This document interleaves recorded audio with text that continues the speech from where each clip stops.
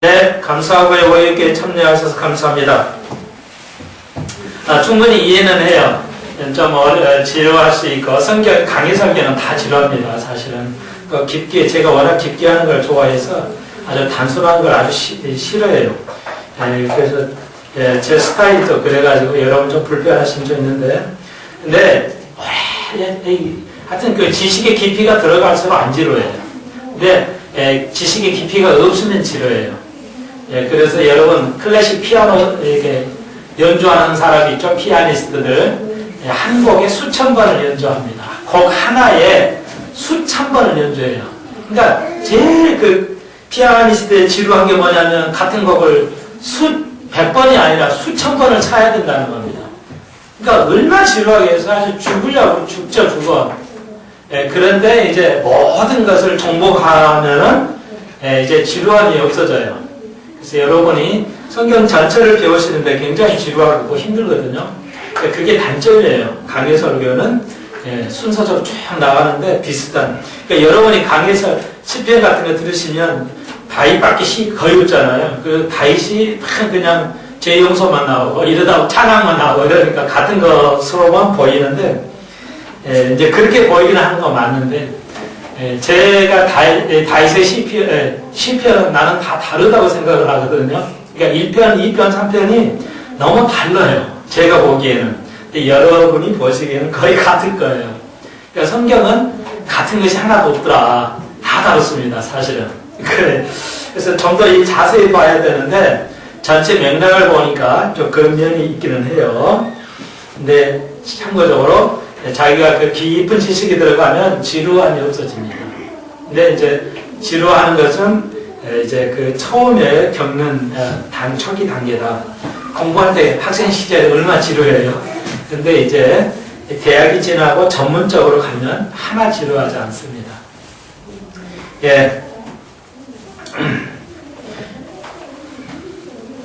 그러니까 성경도 계속 읽으시면 지루하거든요. 재미가 없어요. 근데 깨달아가면 재밌죠.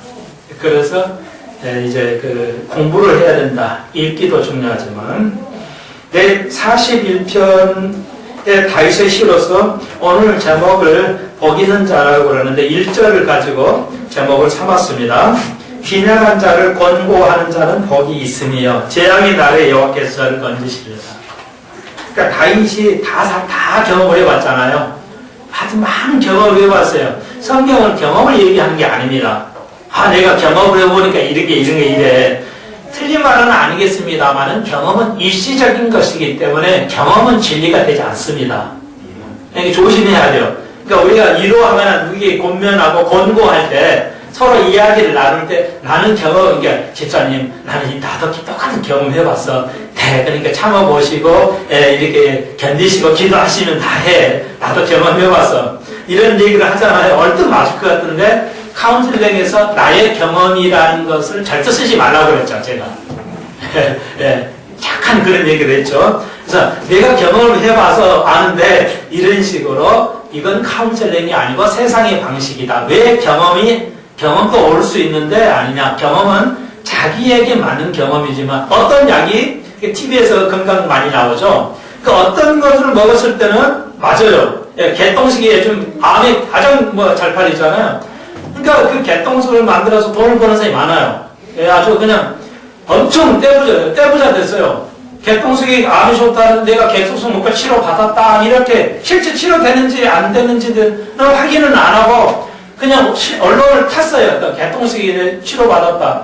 이러니까는 마치 그냥 그 진짜 개똥식에서 개똥식을 연구해 보니까 거기서 항암하는 그 재료가 있는데 효소가 있는데 그 효소는 알코올론이나 아무리 이걸 오래 그걸 해도 설탕을 해도 성숙을 해서는 아니 된대요. 이게 그 항암을 하는 그 호르몬이 안 안 된다고 그냥 추출이 안 된다고만요. 그게 방송국에서 그 전문가들에 의해서 조사를 해보니까 안 된대요. 그러니까 제약회사만 뺄 수 있대요. 제약회사에서 아주 특수한 그 약을 만드는 그 제약회사만이 추출할 수 있지.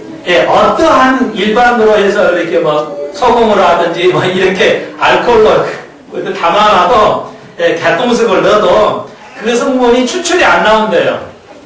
그래서 아무 효과가 없는 걸로 나와 있어요. 과학적으로. 그러니까 여러분 근데 그거로 막 많이도 해요. 자기가 치료했다고. 그래서 그 치료한 사람을 찾아갔는데 인터뷰를 안 해요. 인터뷰를 해줘야 되는데 인터뷰를 안 해요. 그러니까 돈은, 그게 증상이 드러나면 돈을 안 쓰니까 여러분. 그러니까, 그 약이 어떤 사람에는 맞을 수도 있겠죠. 근데 어떤 사람도 안 맞거든요. 경험은. 그래서 그것이 모든 사람에게 먹으면 개통되면 다 항암이 나와야 되는데 그 사람이 나왔다 할까? 항상 다 없단 말이에요. 또 개통수 먹은 사람 수백 명이 나와야 되는데 안 나오죠. 그러니까 경험은 일시적이고 개인적이에요. 그게 진리가 될 수는 없어요. 그래서 우리는 하나님 말씀에 이렇게 잘 살펴봐야 됩니다. 자, 그래서 우리가 그렇게 안 하고 하나님 말씀 그대로 살펴봐야 돼요. 하나님 말씀을 가지고 이야기를 해야 됩니다. 그래서 오늘 복 있는 자를 살펴볼 것인데 내가 이렇게 경험해 복 받았다. 그것도 중요하겠지만 개인적으로는 빈약한 자를 권고한다. 이 말은 뭐냐면 가난한 자, 어려운 자를 도와주는 자에게는 복이 있다는 겁니다. 이건 구약이 일괄된 신약에도 마찬가지지만 신약과 구약이 일괄된 복 있는 자는 뭐냐? 가난한 자를 도와주는 거죠. 심령이 가난한 사람에게도 도와주고 영적으로도 가난한 사람 도와주고 육적으로도 가난한 사람, 또 어려운 사람을 상담해주고 도와주는 것. 그러니까 도움만 주는 것이 아니에요. 누가 이렇게 성도에게 위로에도 주고 성경 말씀을 심어주는 거. 함께 그거 다 포함하는 거예요. 그런 자에게는 복이 있다 하는 겁니다. 근데 복이 있으니까 복이 선언만 하는 게 아닙니다. 아주 중요한 것 중에 하나예요. 복이 있으니까 뭐 하는 자는 복이 있다. 그러니까 복이 있다고 하니까 여러분 그런가 뭐다 하면 아니에요. 복이 있는 자는 보고 믿는 자보다 보지 않고 믿는 자에는 더 복이 있다고 그랬죠. 그러니까 이 복이 있다는 것은 반드시 천년왕국 때 보상이 있어요. 그러니까 그냥이 아니에요. 그러니까 신약과 구약에 복이 있다는 사람은 악인의 복 있는 사람 악인을 깨를 쫓지 아니하고 그거에 대한 반드시 보상이 있어요. 복이 있다는 말은 그냥 영적으로 너 복 있는 사람이야 좋은 사람이야 그렇게 선언하지 않아요. 반드시 그게 이 땅에서도 보상이 있다는 겁니다. 그래서 보지 않고 믿는 거, 체험하지 않고 그대로 믿는 거. 내가 꼭 경험해보니까 하나님 말씀이 진짜 맞네. 그것도 있지만 그러기 전에 깨달은 거, 말씀 그대로 내가 받아들이는 거. 이 자는 보상이 있다는 겁니다. 구약의 신구약의 최고의 사상이 뭐냐? 가난한 자를 도와주는 것입니다. 돌보는 것입니다. 그럴 때 어려울 때, 죄악의 날, 어려울 때 저를 2절에 여호와께서 저를 모아서 살게 하시리니 세상에서 복을 받으리라. 보십시오. 세상에서. 천국 가서 복 받는 게 아니라 세상에서 복을 받는, 이 땅에서 복을 누리게 된다는 겁니다. 놀라운 거죠. 그러니까 믿으면 되는 거고, 여러분, 이것도 이제 41편도 다윗이 굉장히 어려웠을 때, 병들어 어려웠을 때 이렇게 하시는 것 같아요. 3절 보시면 여호와께서 쇠약한 병상에서 저를 붙드시고 저희 병 중 그 자를 다 고쳐 펴시나이다. 그러니까 다윗이 병이 들었는데 이것도 고쳐진다. 그 이유가 있어요. 4절 보시면 내가 말을 이어하여 나를 긍휼히 여기서 내가 주께 범죄하였으니 내 영혼이 범죄하였으니 내 영혼을 고치소서. 그러니까 다윗이 뭔지는 모르지만 범죄했어요. 그래서 영혼이 망가지고 병이 들었어요. 여러분 우리가 범죄하면은 꼭 뭐가 돼요? 몸에 문제가 와요. 그 중에 하나가 몸에 문제가 와요. 다윗도 그랬던 것 같습니다. 오전에 배웠듯이요. 다시 한번요. 주님께서 베드로가 모든 제자에게 발을 씻겼고 그리고 뭐라고 했어요? 주님께서. 그리고 뭐라고 그러셨죠? 모든 제자를 발을 씻기시고 뭐라고 그러셨어요? 너와 상관이 없다. 그 전에 하셨죠? 그 전에 하시고 발을 씻기셨어요. 씻기고 나서 뭐라고 그러셨어요? 내일 씻으라고? 내일 씻으라고요?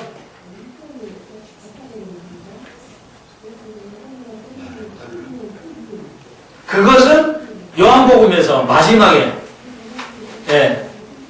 베드로에게 말씀하셨죠. 다 세상으로 가버린 베드로에게 나를 먹이라, 네 양을 먹이라, 그리고 나를 따르라고 그랬죠. 예, 주님께서 하고 마지막에 세조시 하시고 마지막에 뭐라고 하셨어요? 너희도 서로 사랑하라 그랬어요? 예, 그렇죠. 너희도 서로 하라 그랬죠. 내가 하듯이 이와 같이 너희도 서로 하라는 거예요. 서로 하라.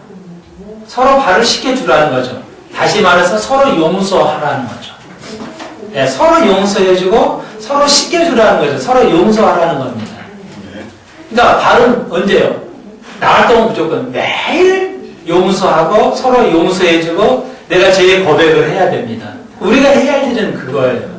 세조식은 세조식이 끝나면 아니 됩니다. 예, 그래서 여러분도 듣기가 싫으시고 저도 앉아있으면 이런 소리 듣기 싫어요. 예, 같은 말하고 뭐 한국교회 뭐라고 하면은 그렇지만 저도 모르잖아요. 나오네요. 저도 답답하니까 좀 모두가 이런 거 알고 하면 되는데 세조식은 대학교 돼요. 그냥 신학대학에도 하는데 나는 모르고 하는 거예요. 왜 하는지도 모르게 해요. 그러니까 속이 터져요. 예, 그러니까 이거 알려야 되겠어요. 그냥 여러분은 아는 거지만 알려야 되니까 말을 또 이렇게 하게 돼요. 여러분이 좀 이해하시면 좋겠고요. 아니 이런 거 하나도 아니 된다는 말이에요. 세조식을 해야 되냐가 아니고 내가 매일 남을 비판하는 게 아니라 내가 언약한 자를 늘 도와줘야 되고 내 죄를 항상 씻어야 된다는 거죠. 그러니까 씻지라는 건 뭐예요? 고백하는 거예요. 내가 고백하는 거고. 또 남을 씻어준다는 말은 진짜 그러니까 왜 주님을 씻지라고 하는지 그게 문화예요. 가난한 자나 어려운 자가 뭐예요? 성인이 오면 하인이 발을 씻겨줬단 말이에요. 그러니까 매일 하라는 거예요. 그거 영적으로 지금 말씀하시는 거예요. 영적으로 죄를 서로 씻어줘라. 야, 너희들 서로 죄를 짓잖아? 서로 씻어줘. 그러니까 서로 고백하고 서로 용서해줘라. 언제? 매일 순간적으로. 그것이 세족식의 의미예요. 예. 그냥 한번 딱 씻고 행사해서 눈물 콧물 짜면서 너무 좋아. 그것도 아름답지만 그거 그냥 끝나면 또 화나고 또 뭐 누구 미워하고 비판하고 판단하고 그런 무슨 의미가 있냐는 거예요. 그런 의미가 아니죠. 주님께서는 이례적이 아니에요. 예, 다 계속해서 그렇게 하는 거죠. 자, 그래서 다윗이 제 스승이 있죠. 계속 씻잖아요. 예, 내가 죄를 졌다고 다윗이 나이가 들어서도 이렇게 아름다운 고백을 통하죠. 예, 그것이 다윗의 아름다운 것이다 할 수가 있습니다. 그래서 8절 보시면 이르기를 악한 병이 저에게 들었으니 이제 저가 눕고 다시 일어나지 못하리라. 이렇게 이제 이런 얘기까지 누굴 통해 들었겠죠. 다윗이 내가 늙어가지고 누워있는데 다윗 죄 아파가지고 나쁜 짓 해가지고 누워서 이제 이제 못 일어날 거야. 이게 사람들이 비방했어요. 아마 이것은 아이도벳이 했을 거예요. 아이도벳이라는 사람은 바세바의 조부예요. 그래서 바세바를 범했기 때문에 그냥 그렇겠죠. 화가 나겠죠. 다윗처럼 죽이려니 하면서 잘 됐어. 그래 기억났으니까 죽어야지만 아마 이 아이도벳이 이제 원수를 갚으려 이런 마음을 먹었어요. 그러니까 아마 통이 들었겠죠. 여러분, 우리는 이러면 안 돼요. 악한 일에도 원수라도 우리가 그를 미워해서는 아니 된다 할 수가 있습니다. 그러니까 세상에도 죄는 미워하되 사람은 미워하지 말라. 우리는 사람을 미워해요. 죄를 미워해야 되는데 그 사람을 미워해요.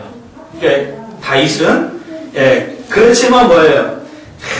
하여튼 여기 9절 보십시오. 나의 신뢰하는 바 내 떡을 먹는 나의 가까운 친구도 나를 대적하여 발꿈치를 들었다. 그러니까 유대사에서 발꿈치를 들었다는 건 배반했다는 거예요. 그러니까 자기가 가장 가까운 친척 형제들도 나의 신하들도 뭐예요? 내가 좀 어려울 때 비난하고 뒤에서 비웃었다는 거죠. 예, 그런데 다윗은 그들을 뭐라고 하지 않아요. 그들을 비판하지 않습니다. 여기 다윗에 보면. 그러니까 참 아름다운 믿음이죠. 정말 다윗의 믿음은 그래서 하나님의 마음이 든다는 거예요. 예, 참 하나님의 마음이 들어요. 그러니까 하나님의 마음이 들었다는 말은 뭐냐면 하나님을 따랐다는 거예요. 하나님을 다윗이 하나님의 따랐다는 겁니다. 우리는 그렇지 않았잖아요. 속이 상하고 그러는데 다윗은 그들에 대해서 비난하지 아니하고 하나님 앞에만 구하면서 그 용서함을 하는 것이죠. 참 아름다운 거예요. 그러니까 이렇게 시편 하나에서 하나인 것만 찾아보십시오. 그리고 그걸 기억해 보세요. 그러면 시편 1편, 2편, 3편이 핵심이 하나하나씩 꼭 있어요. 다른 뭔가 하나하나씩 있어요. 성경은 같은 거 반복하기는 하지만 다른 것이 있어요. 같은 것도 있지만 다른 것이 있어요. 그러니까 그걸 기억하시면 늘 새로운 것이다. 저도 설교를 할 때 꼭 새로운 것으로 하려고 그래요. 해석은 일관성 있게 하지만 새롭게, 다른 적용으로 새롭게 하려고 예를 쓰죠. 같은 걸 같은 설교로 하지는 않으려고 예를 씁니다. 42편으로 가봅시다. 42편 고라의 자손이니까요. 고라니까 레이의 후손이죠. 레이의 아들 후손들은 이제 음악을 담당했던 음악가들에 대한 것인데 음악가들이 쓴 건데요. 자, 이제 그 42편 1번 봅시다. 1절. 하나님이여 사슴이 시냇물을 찾기에 갈급함 같이 내 영혼이 주를 찾기에 갈급하나이다. 여러분, 에레미야의 통해 배웠죠. 하나님께서 뭐라고 그랬어요? 다시 한번 우리 기억을 하시죠. 기억하라고 말씀드려요. 예루살렘 성 안에 공의를 행하고 하나님의 진리를 찾는 자가 단 한 사람 있으면 내가 사하리라 그러셨죠. 두 가지예요. 꼭 두 가지예요. 공의를 행하는 겁니다. 우리가 행해야, 공의를 행해야 구원받습니다. 믿음으로 구원받은 자는 행하는 것입니다. 이것 둘은 띄어질 수 없는 겁니다. 믿음으로만 구원받는 것이 아닙니다. 행해야 됩니다. 자, 우리가 그런데 여기 또 한 가지 있죠. 진리를 찾는 자. 여기 보십시오. 하나님이여 사슴이 시냇물을 찾기에 갈급함 같이 내 영혼이 주를 찾기에 갈급하나이다. 찬양은 뭐라고요? 진리를 아는 것이 찬양이에요. 그냥 높이 부르는 것도 찬양이지만 그걸 알고 그 하나님의 진리를 알고 노래 부르는 것이 찬양이다 할 수가 있습니다. 그게 진짜예요. 여러분, 우리는 그렇게 할까요? 여기 42편은 왜 이 말이 나오냐면 이 지금 고라의 자손, 고라의 후손들이 지금 고통 속에서 이걸 얘기하고 있어요. 고통 속에서 이 노래를 하고 있어요. 굉장히 우울하고 심적으로 우울하고 굉장히 그 어려운 삶 속에서 지금 그 하나님을 찾고 있는 겁니다. 진리를 찾고 있는 거예요. 여러분, 우리의 문 똑같은 거죠. 그러므로 이 어려울 때 하나님을 찾는 겁니다. 진리를 찾는 겁니다. 여러분, 진리에 배고프십니까? 배가 안 고픕니까? 배가 고프세요? 서양 사람들이 그렇게 말해요. 내가 공부에 막 배고파 죽겠어요. 이런 세상에 돈에 배고파 죽겠어요. 막 이런 말 써요. 그래서 영어로는 I'm hungry for the truth. 나는 진리에 배고파요. 이렇게 나는 미국에 책이 안 오면은 제가 써요. I'm hungry for the book. 그렇게 해가지고 나 그 책에 배고파 죽겠어요. 읽고 싶은데 왜 책이 안 오니까 이렇게 써요. 그러면 대답이 와죠. 알겠어요. 충분히 이해하겠는데 하면서 뭐 이렇게 참 기다려보시라고요. 여러분, 우리는 진짜 의인이 되려면요 진리에 배고파야 돼요. 진리에 대해서. 돈에 배고프고 내가 필요한 육적인 거 배고파야 해요. 공부에 배고프고. 그런데 우리는 진리에 배고파야 돼요. 그게 진정한 찬양이에요. 진정한 찬양이라고 할 수 있습니다. 내 영혼이 하나님 곧 생존하신 하나님을 갈망하나니 내가 어느 때에 나아가 하나님을 배울고. 사람들이 종일 나더라 하는 말이 내 하나님이 어디 있느냐 하니 내 눈물이 주야로 내 음식이 되었더라. 누가 비우는 거예요. 야, 너 교회 다니는데 왜 이렇게 안 되냐? 교회 다니는데 왜 금방이냐? 계속 비난하는 거예요. 그러니까 고통스럽죠. 우울하죠. 그래서 내가 당신의 진리의 말씀을 내가 정말 갈망하나이다. 목마른 사슴이 갈망하듯이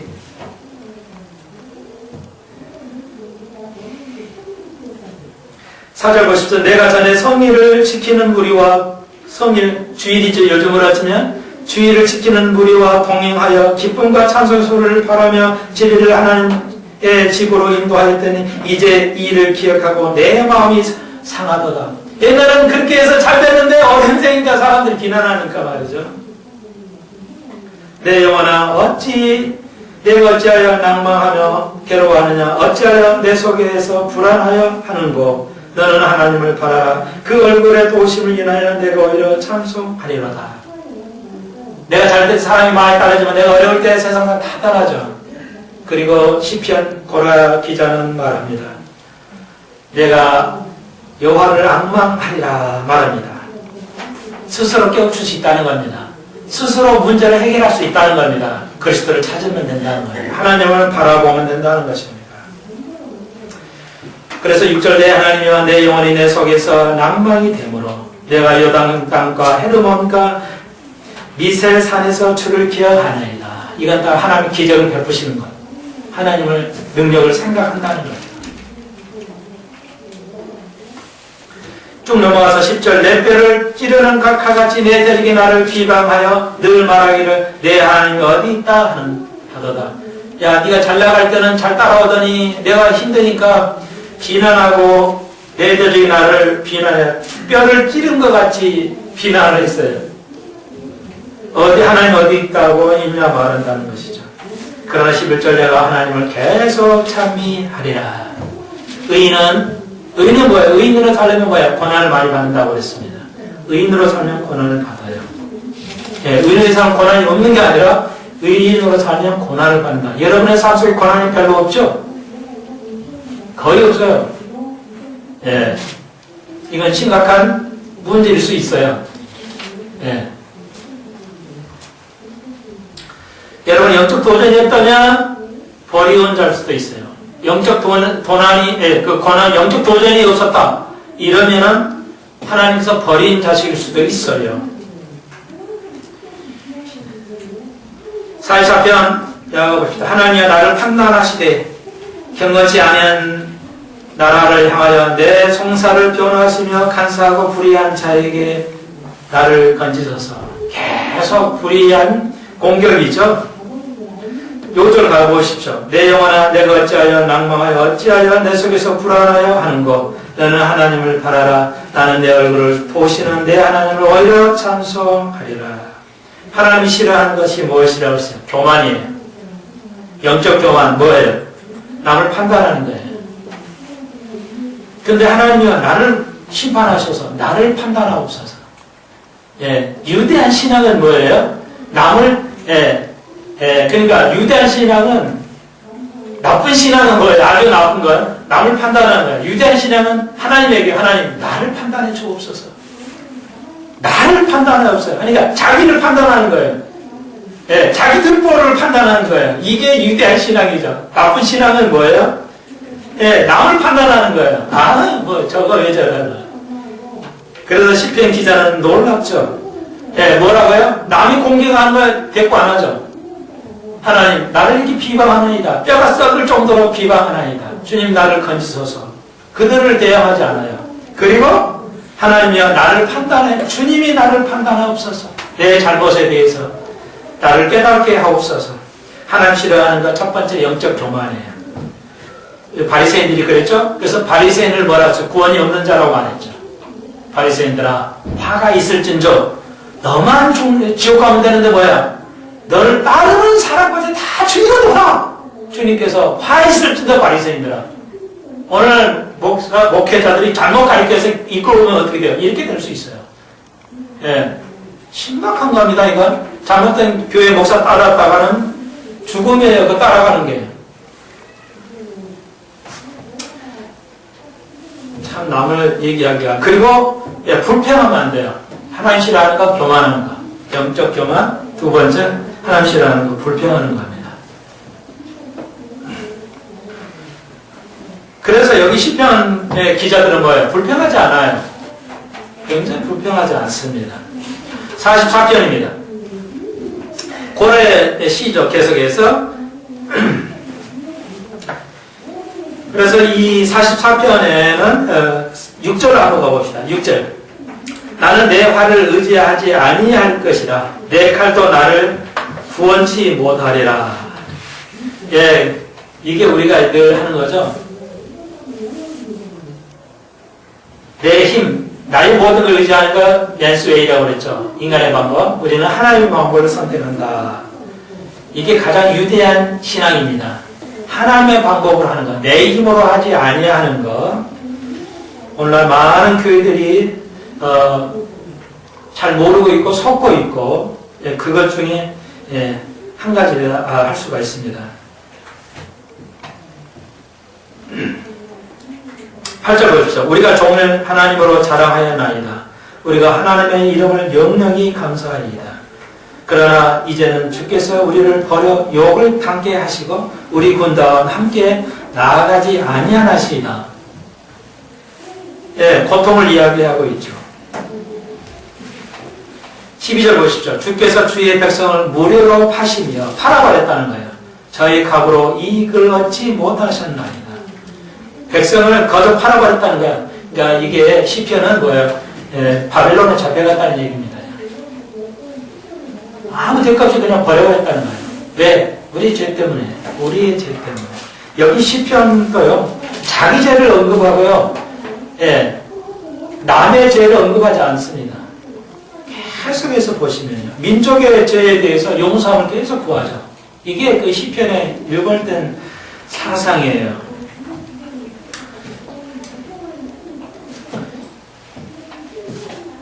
그래서 17절 보시면 이 모든 일이 우리에게 임하였으나 우리가 주를 잊지 아니하며 주의 언약을 어기지 아니하였나이다. 고통을 당했지만 주를 잊지 아니하며 주의 언약을 어기지 아니하였나이다. 그게 뭐예요? 구루터기죠. 시편. 그래서 이사야 6장에서 뭐예요? 마지막에 구루터기가 남을 것이다. 알곡은 솥으로 남을 것이다. 여러분 아시죠? 이제 열왕기 사가도 공부를 해야 될 것, 역사를 좀 배워야 할 것 같긴 한데요. 이스라엘 백성이 70년 살다가 돌아오죠. 소수가 돌아왔어요? 다수가 돌아왔어요? 소수만 돌아왔어요. 그러니까 소수로 돌아온 사람만이 뭐가 돼요? 구원이에요. 그 의미예요. 예. 자, 계속 우리가 질문해야 공부를 많이 하죠? 여러분, 하나님께서 이스라엘 백성에 왜 바벨론에다가 이적을 시켰죠? 왜 이스라엘 백성을 바벨론에다 숨겼어요? 두 가지로 할 수 있어요. 우리가 배운 거 두 가지죠? 이스라엘 백성은 바벨론에다 심긴 이유가 뭐예요? 바벨론으로 데려가게 하신 이유가 뭐예요? 두 가지만 합시다. 그 외에는 뭐 없으니까. 첫 번째는 이스라엘의 죄 때문에 그랬죠. 이스라엘 죄 때문에 그렇게 가게 됐어요. 그리고 이스라엘을 또 한 가지 바벨론에다가 심겨서 70년 살게 하신 이유는 바벨론으로 하여금 정답. 바벨론으로 하여금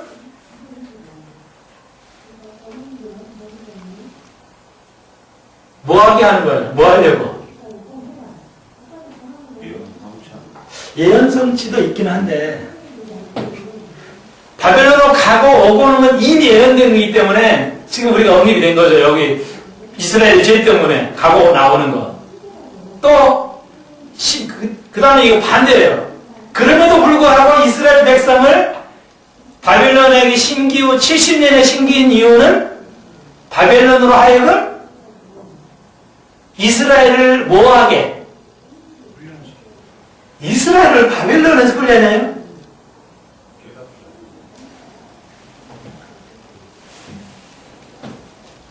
바벨론 나라가 아주 무서운 나라인데 뭘 깨닫겠어요? 오히려 반대죠. 하나님의 사람을 바벨론의 그 나라에 심기움으로써 바벨론 나라가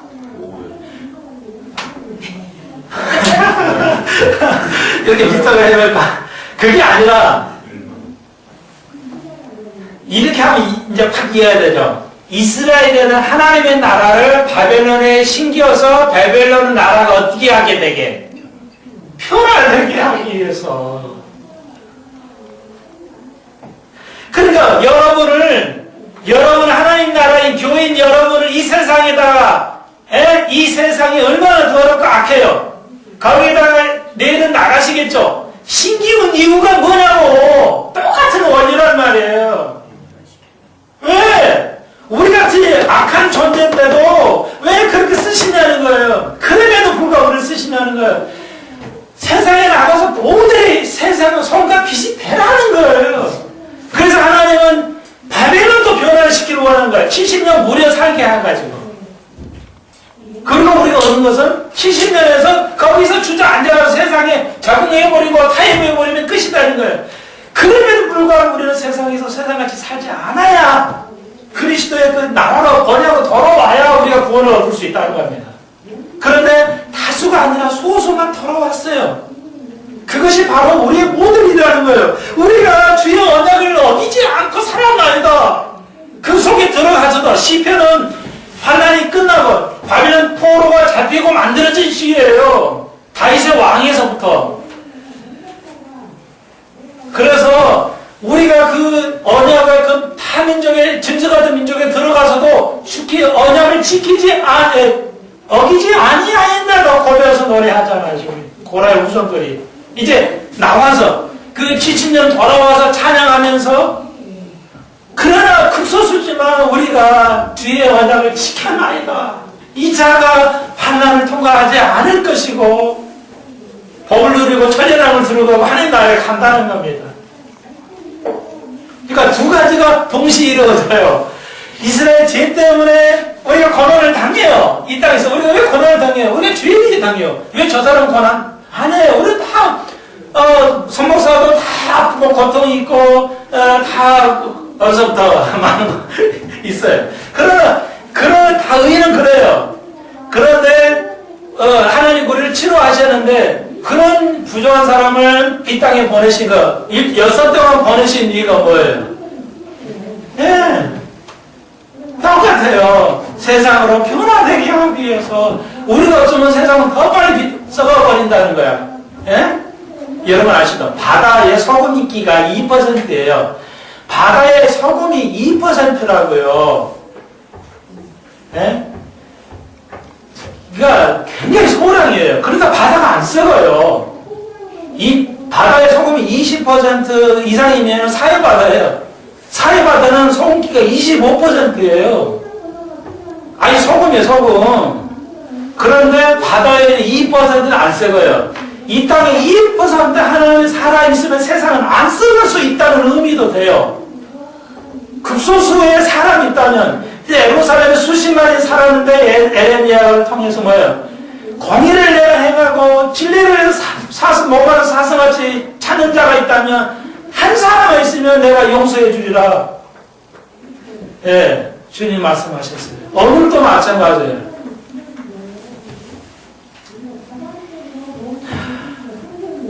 그러니까 이 다윗의 시편은 놀라운 겁니다, 사실.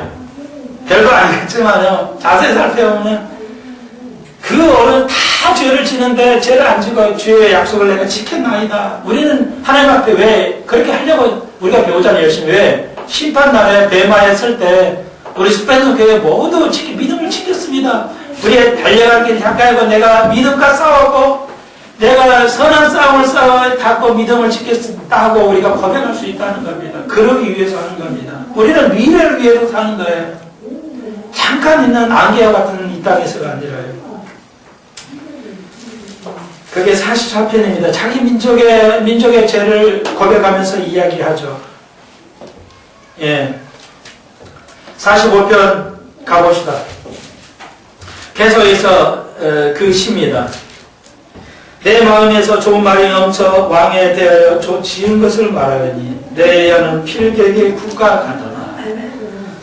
왕은 인생보다 아름다운 입술을 은혜를 입술에 머금으니 그러므로 하나님이 왕에게 영영히 복을 주시리라. 능한 자여 칼을 허리에 차고 왕의 영화와 위엄을 입으소서. 왕은 진리와 온유와 공의를 위하여 이염 있게 타고 승전하소서. 왕의 오른손이 왕에게 두려운 일을 가르치이다. 여러분, 여기서 말은 예언인데 언제 영화가 하나님이 나라는 로마서 우리가 배웠죠? 14장. 하나님의 나라는 뭐예요? 의와 화평과 평화죠. 의와 화평과 평화예요. 먹고 마시는 게 아니라. 아시죠? 완벽한 의와 화평과 평화는 언제 이루어져요? 천년왕국 때예요. 그게 이 땅에서 이루어지지 아니하면은 의와 화평은 소용이 없어요. 완전한 의는 지금 아니죠. 아니에요. 그러니까 아닙니다. 다시 한번 사법부나 입법부나 행정부가 완전한 의를 향하지 않고 그 불평등하게 처리하면 그 처리할 권리가 상실된다는 겁니다. 상실되는 거예요. 최선을 다해서 할 수 있어야 돼요. 그런데 예수님께서 통치를 하기 위해서 천년왕국 완벽한 의의 통치를 하고 평화의 통치를 하기 위해서 우리를 거듭 부활체로 휴거해야 됩니다. 휴거는 완전한 통치를 위해서 가능하다는 것이죠. 우리가 이 몸 가지고 천년왕국 들어가면 통치가 안 되죠. 여러분, 그걸 여러분은 이해하실 것입니다. 그래서 6절 하나님의 주의 보좌가 영영하며 주의 나라의 홀은 공평한 홀이다. 완벽한 홀, 공평한 의와 평화가 이루어질 것이라는 것이죠. 지금은 아니지만 있어야 된다는 것이죠. 그래서 예수 그리스도 왕이 정의를 사랑하시고 악을 미워하신다고 말하고 있습니다. 10절 딸들이여 듣고 생각하고 귀를 기울일지어다. 내 백성과 아비의 집을 잊어버릴지어다. 이거 뭐 말이냐면 이것만 설명하겠어요. 여러분, 내 백성과 아비 집을 잊어버릴지어다. 그리하면 왕이 너의 아름다움을 사모하실지라.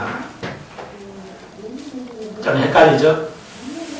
자, 45편까지 하겠는데요. 마태복음 10장 37절 한번 펴보세요. 마태복음 10장 37절 보시면 사람의 원수가 36절 사람의 원수가 자기 집안의 식구라.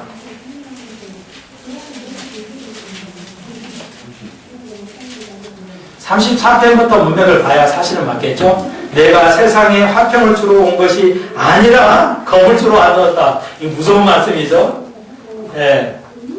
그러면서 37절 보십시오. 아비나 어미를 나보다 더 사랑하는 자는 내게 합당치 아니하고 아들이나 딸을 나보다 더 사랑하는 자도 내게 합당치 아니하고 또 자기 십자가를 지고 나를 쫓지 아니하는 자도 내게 합당치 아니하리라. 이 말씀이에요. 신약과 구약의 차이가 있는데 이 말이에요. 여러분, 주님이 이 땅에 오셨어요. 다시 한 번요. 구약의 시편 기자가 이렇게 말하고 있어요. 딸이나 자식을 하나님보다 더 사랑하면 합당하지 않다는 겁니다. 그래서 내가 그 아비 집을 잊어버린다는 뜻입니다. 더 센 말로 썼죠? 하나님보다도 여러분의 부모와 자녀를 더 사랑하시면 합당치 않는다는 건 구원을 잃는다는 말이 아니고, 상급을, 그러니까 합당하다는 게 상급을 못 받는다는 거야. 상급을 당연히 못 받잖아? 이 말이에요, 지금. 합당하니까. 이건 합당이 뉘진이거든요. 그러니까 당연히 못 받지 않냐? 상급을 못 받는다, 이 말이에요. 그러니까 내가 온 것은 화평케 온 게 아니다. 이 말씀은 문맥상 뭐예요? 내가 와가지고 제대로 가르칠 게 헷갈리잖아. 너희들이 집안끼리 싸울 것이다, 이게야. 어떤 이는 예수님을 하나님을 더 사랑하니까 화가 나고 막 서로 싸우죠. 하나님을 더 사랑하는데 네가 너를 자녀를 더 사랑하고 그러면 뭐야? 목사님하고 교인하고 싸우죠. 여러분, 하나님보다 부모나 자녀를 더 사랑하는 것, 더 하나님보다 뭐 더 사랑하는 것, 하나님 사랑하는 게 아니에요. 그러면 합당치 않다는 말은 상급을 못 받는다.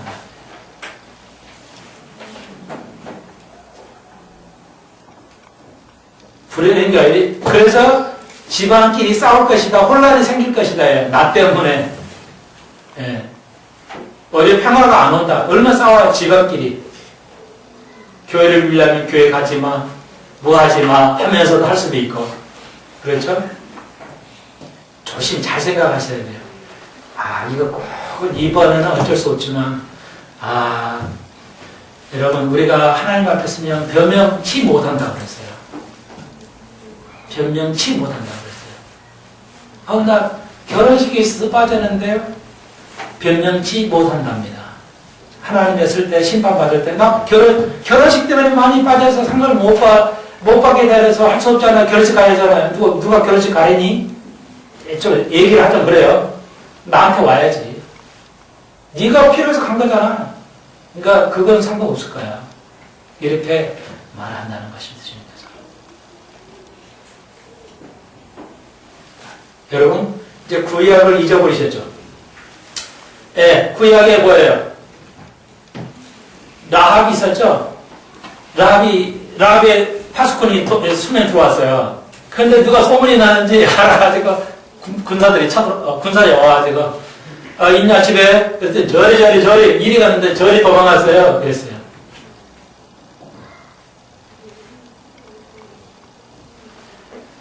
여러분 당연히 하죠. 숨겨야 되니까. 그래서 라합이 복을 누리죠. 라합이 도와준 것 때문에 복을 누려요. 우리는 그것만 보면 안 돼요. 라합이 뭐 했어요? 거짓말을 했어요. 이리 갔는데 저리 갔다고. 그러면 라합이 거짓말을 하면 이리 갔다고 해야 하잖아요. 그러면 다 죽는데요. 그럼 하나님이 그런 하나님이에요? 아니죠. 뭐라고 했어야 돼요? 라합이 뭐라고 했어야 돼요? 이리 가셨다고 거짓말은 안 해야죠. 안 하면서 숨겨야 돼요. 어떻게 했어야 돼요? 예, 말하지 말았어야 돼요. 말 안 하면 어떻게 돼요? 거짓말을 안 하는데 어떻게 돼요? 라합이 말을 죽이죠. 죽임을 당하죠. 하나님은 죽임을 당하기를 원했겠죠. 네가 거짓말을 안 해야 돼. 어쩔 수 없잖아요. 살려고. 그렇지만 그건 거짓말이야. 거짓말하지 말라고 그랬지. 그러면 라합이 어떻게 해요? 네가 그걸 입을 담았으면 거짓말 안 하고 죽임을 당하겠지. 이렇게 보는 학자가 있어요. 여러분 그렇게 요구하셨어요. 모두를 보호해버리면 우리가 거짓말을 할 필요가 없잖아요. 그 무슨 의미가 있어요? 하나님이 거짓말 안 하고 환경을 다 조성하신다면. 그러나 마귀는, 그리고 우리가 천년왕국에서도 사람들이 거짓말 할 것이다. 지금은 마귀 피게 되는데 천년왕국 때 완벽하게 삶을 줘도 그들은 거짓말 할 것이다. 그리고 천년왕국 때 이스라엘에서 제사를 드릴 건데 오지 않은 자는 죽임을 당하는데 죽임을 당할 거예요. 오지 않을 거예요. 핑계를 대고 에이 나 바빠가지고 바빠서요 비행기를 못 타가지고요 천년왕국에 그 6월절을 못 지키러 왔어요. 그런데 그때는 뭐예요? 죽임을 당할 것이라고 했어요. 이렇게 예수님의 법을 엄격해요. 라합의 아름다운 얘기만 하지 마십시다. 우리는 최대한. 그렇다고 해서 하나님께서 라합을 거짓말한 것을 질책을 하지 않으셨어요.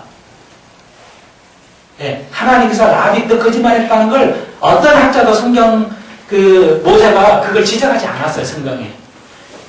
감사할 일. 그러니까 우리가 감사할 일이다 이거죠. 우리는 최대한 거짓말하지 아니하고 살아가야 된다 할 수가 있습니다. 우리는 자녀들 또 사랑하면 안 돼요. 요즘 동물 더 사랑하죠?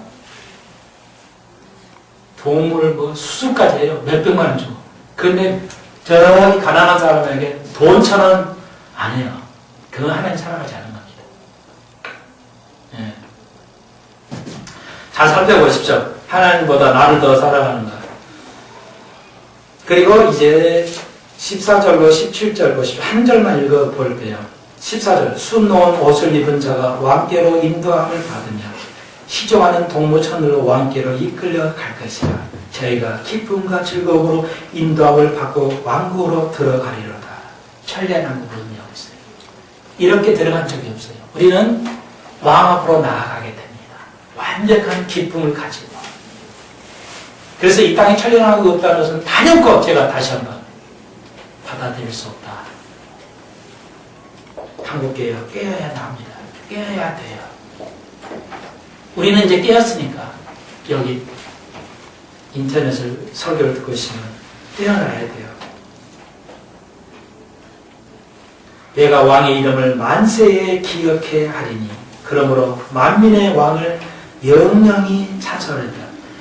실제로 만민의 왕이 된 적이 없어요. 예수님은 유대의 왕으로 오셨어요. 마지막 때는 만민의 왕으로 오실 줄로 믿습니다. 한 주가 평안하시기 바랍니다. 기도드십시오. 주님 감사합니다. 이제 우리가 45분까지 왔습니다. 또 공부할 때는 어렵고 지루하지만 지나고 보면 아름다운 것입니다. 하나님 말씀은 그런 것입니다. 우리가 기쁨을 가지고 완전한 의와 완전한 이 땅의 평화를 보는 날이 있을 것입니다. 그렇지 않은다면 교회가 있어야 할 이유가 없고 오늘 악한 곳에 이스라엘 백성을 보내서 하나님의 도구를 쓴 것 같이 저희들이 엿새 동안 이사의 보냄을 받을 때 하나님의 도구로서 잘 양육되고 장비를 잘 갖추어서 하나님 나라에 쓰임받는 귀한 영혼들 되게 하여 주옵소서. 예수님의 이름으로 기도하옵나이다. 감사합니다.